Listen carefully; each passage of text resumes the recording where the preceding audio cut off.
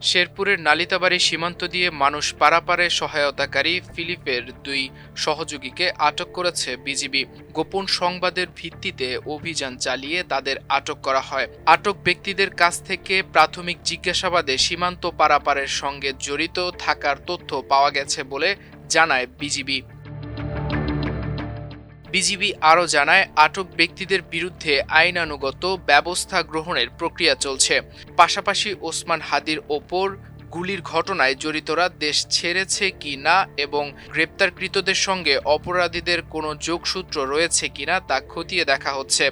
এছাড়া নালিতাবাড়ী সীমান্ত এলাকায় সীমান্ত পরিস্থিতি নিবিড়ভাবে পর্যবেক্ষণ করা হচ্ছে।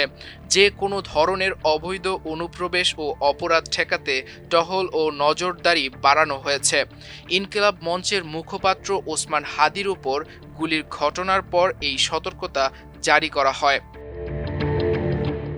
এদিকে হাদিকে গুলির ৭২ ঘণ্টা পর হলেও এখনও অধরা শুটিং মিশনে অংশ নেয়া দুজন। তবে মিশনে সহায়তার অভিযোগে এ পর্যন্ত ধরা পড়েছে অন্তত ১০ জন। মূল অভিযুক্তরা সীমান্ত দিয়ে ভারতে পালিয়েছে কিনা তা পুরোপুরি নিশ্চিত নয় বিজিবি। হাদিকে হত্যা চেষ্টাকারী শুটার ফয়সাল ও আলমগীর ময়মনসিংহ সীমান্ত দিয়ে ভারত পালিয়ে যাওয়ার গুঞ্জন উঠছে। তবে ওই দুই শুটারের ময়মনসিংহের হালুয়াঘাট সীমান্ত দিয়ে পালানোর বিষয়টি নিশ্চিত নয় বলে সোমবার এক সংবাদ সম্মেলনে জানিয়েছেন বিজিবির সেক্টর কমান্ডার সরকার মোহাম্মদ মুস্তাফিজুর রহমান। তিনি বলেন, শুক্রবার ঢাকায় ওসমান হাদির উপর গুলিবর্ষণের ঘটনা ঘটে। ওই দিন বিজিবি সদর দপ্তরের নির্দেশনায় রাত ৮:৩০ থেকে ৯টার মধ্যে ৩৯ সীমান্তের সম্ভাব্য রুটগুলো চিহ্নিত করে টহল ও চেকপোস্ট বসানো হয়। পরদিন শনিবার পুলিশ ও বিজিবির যৌথ অপারেশনের মাধ্যমে সন্দেহভাজন হিসেবে শেরপুরের নালিতাবাড়ী উপজেলায় শ্বশুর বাড়িতে অবস্থানরত ফিলিপ নামের এক ব্যক্তিকে আটকের পরিকল্পনা করা হয়।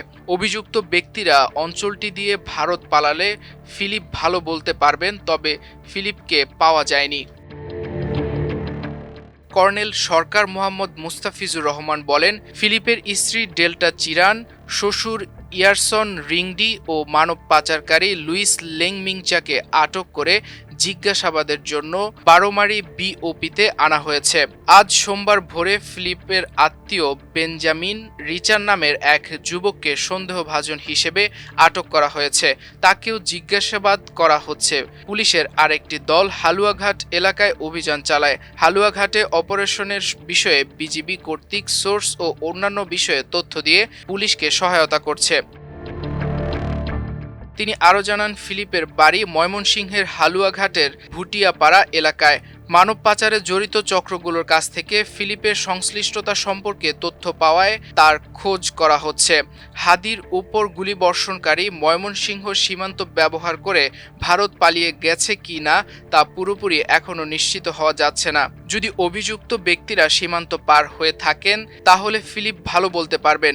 ফিলিপকে আটক করা গেলে পুরো বিষয়টি নিশ্চিত হওয়া যাবে। কিভাবে যোগাযোগ করা হয়েছে, কত টাকা লেনদেন হয়েছে, ওপারে কাদের সঙ্গে যোগাযোগ করা হয়েছে, আদৌ পাচার হয়েছে কিনা তা জানা যাবে। মাল্টিমিডিয়া ডেস্ক, আমার দেশ।